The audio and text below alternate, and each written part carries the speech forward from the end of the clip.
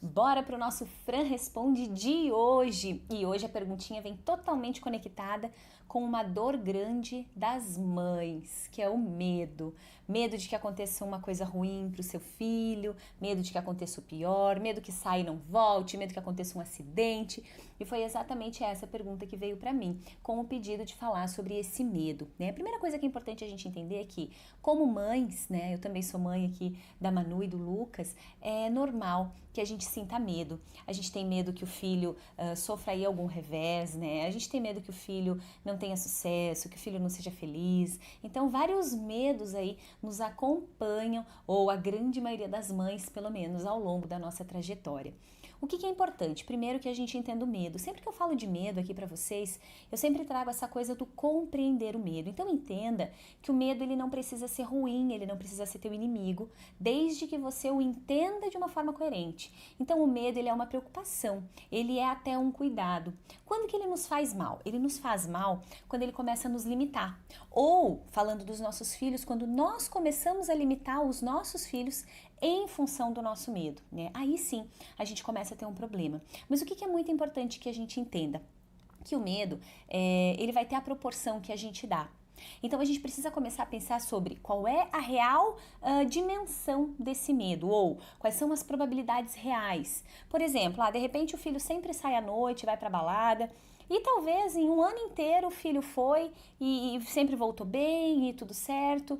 E aí você passou um ano inteiro talvez alimentando que ele ia, mas será que ele volta? Mas é perigoso, mas e se acontecer isso, e se acontecer aquilo? E o fato é que você pensar ou não pensar que pode ou não acontecer alguma coisa, não muda o cenário, não faz com que aconteça, nem com que deixe de acontecer também.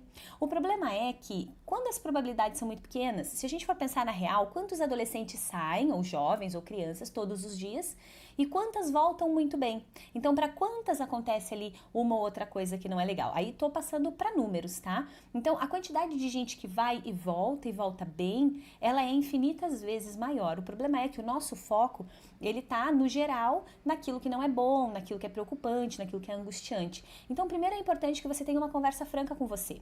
De todas as vezes que o meu filho saiu ou fez alguma coisa diferente, quantas de verdade foi péssimo para ele, né? E aí, no geral, quando eu converso com as mães, inclusive no consultório, em sua grande maioria, não aconteceu nada de extraordinário, né? Nunca foi péssimo. O filho simplesmente saiu, voltou e beleza, né? No máximo ali, um ou outro pequeno desafio, mas nada que fosse assim desesperador. Então é importante que a gente tenha primeiro essa conversa franca com a gente, que a gente entenda que o nosso medo, ele pode limitar e muito a vida dos nossos filhos, porque aí de repente eu privo meu filho de fazer coisas que para ele seriam muito importantes, porque eu tenho medo. E aí não é justo, né? E é importante que nessa hora a gente se exercite na empatia. E se eu fosse essa pessoa, e se eu estivesse sendo aí limitada pelo medo de uma outra pessoa, que não é nem um medo meu?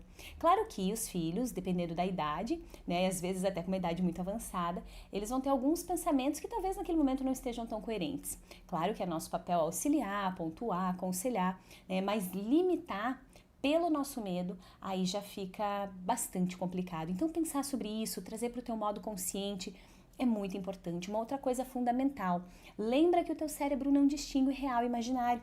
Então tudo aquilo que você pensa como uma verdade é como se tornasse uma verdade para você. Aquilo vira um comando e o teu cérebro fica te devolvendo as sensações coerentes com aquilo. Então se por exemplo, o teu filho sai e foi para uma balada e foi de carro e de repente ele nunca bebe quando ele tá de carro, mas você ficou pensando, mas e se ele beber, né? E se ele voltar e bater o carro? E se o pior acontece para ele? Aí o que acontece? Quando você começa a contar isso para você e o teu cérebro trabalha por imagens, você começa a trazer imagens aí para dentro. E essas imagens vão se transformando numa série de comandos, ou seja, você começa a se sentir mal, triste, angustiada, nervosa, preocupada, e de repente o teu filho chega em casa e tá tudo beleza, tá tudo certo, né? Ou seja, não tinha acontecido absolutamente nada com ele, mas o simples fato de você pensar que está acontecendo e trazer essas imagens mentais já aciona em você, já dispara ali todas aquelas sensações que não são nada boas. E é importante a gente saber também que se eu tenho o poder de trazer imagens muito ruins para o meu espaço mental e ficar triste, eu também tenho esse mesmo poder para o bom. Então eu também posso trazer coisas muito boas e me sentir feliz. Qual é a questão aí? Né? A questão é que as pessoas trazem as coisas ruins e ficam alimentando. E aquilo perdura ali, fica por muito tempo. E quando as pessoas trazem o bom, no geral elas não permanecem assim tanto tempo alimentando essas imagens. Mas quando você descobre essa habilidade e você começa a fazer essas trocas, ou seja, joga essa imagem ruim, traz uma imagem bacana, alimenta essa imagem bacana, pronto, o teu comando mental ele também fica diferente. E claro que não é mágica, não é milagre, é um treino mental e isso está totalmente pautado em programação neurolinguística, né? Mas é importante que você exercite sim, e exercite diariamente, se for o caso, nessa questão medo.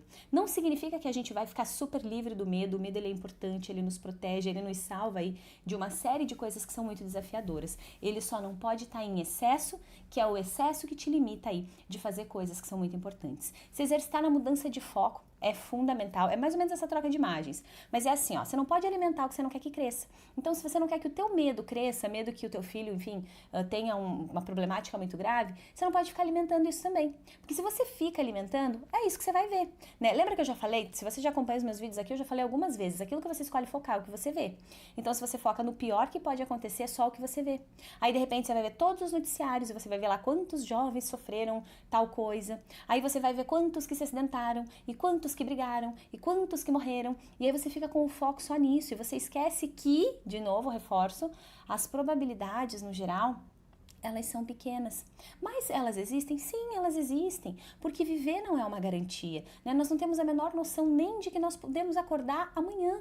Então não dá pra gente se pautar ou pautar a nossa vida em ficar buscando uma segurança que a gente não tem. Qual é a única coisa que a gente tem de real? É esse momento. Né? Então o que eu te diria? Curta muito esse momento, se você pode estar com o teu filho, ser feliz com ele, porque a gente tem uma angústia, um medo, uma coisa com a questão morrer, né?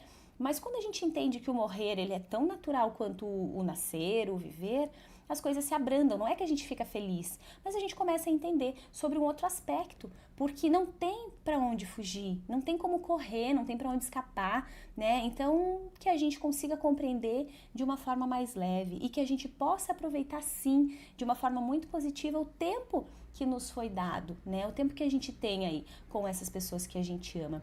É importante a gente pensar que tá, e se você de repente for viver aí com teu filho mais 50, 60, 70 anos, né? Você vai passar todos esses anos angustiada, com medo, sofrendo, né? Talvez transmitindo isso pro teu filho, talvez limitando ele também em fazer algumas coisas que talvez sejam importantes, né? Eu tô divagando aqui, imaginando uma situação, mas é importante que a gente pense. Então pensa sobre isso, é muito importante, né? Será que eu tô disposta de verdade a pagar o preço de viver angustiada, com medo? Ou será que eu prefiro pagar o preço de dar um comando mental diferente, de mudar o foco? Deixa eu pensar em outra coisa. Você viu que tá alimentando muito pensamento negativo ali? Sai desse lugar, vai fazer uma outra coisa, se distrai, traz alguma coisa aí que o teu espaço mental precise de concentração, de foco, né? E com isso você já começa a minimizar.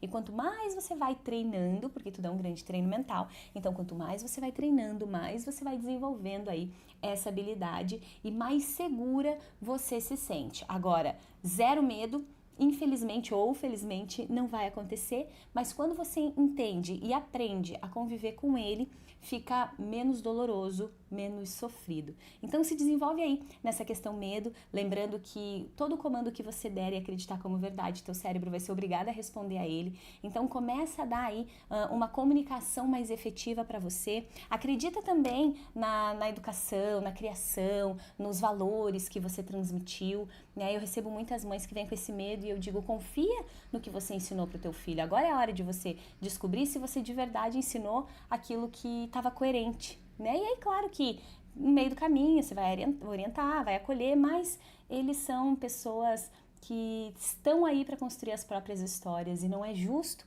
nem conosco, nem com eles, que nós fiquemos aí todos barrados e limitados porque a gente tem medo que o pior aconteça, né? Eu diria que o pior às vezes é a gente não ser livre para fazer as nossas escolhas e para viver aí a vida que a gente sonha, deseja e merece. Em alguns casos, nós, enquanto mães, fazemos isso com os nossos filhos. E aí sim, a gente tem um grande problema. Tá certo? Eu não sei onde você tá me vendo aqui nesse vídeo, mas eu peço que você curta, comente, compartilhe. Quanto mais você interage comigo aqui através dos meus vídeos, mais esses vídeos são distribuídos pelas redes todas, mais longe ele vai, mais pessoas a gente pode ajudar. Tá certo? Gratidão enorme por ficar comigo aqui. Beijo gigante e até o nosso próximo Fran Responde. Tchau, tchau!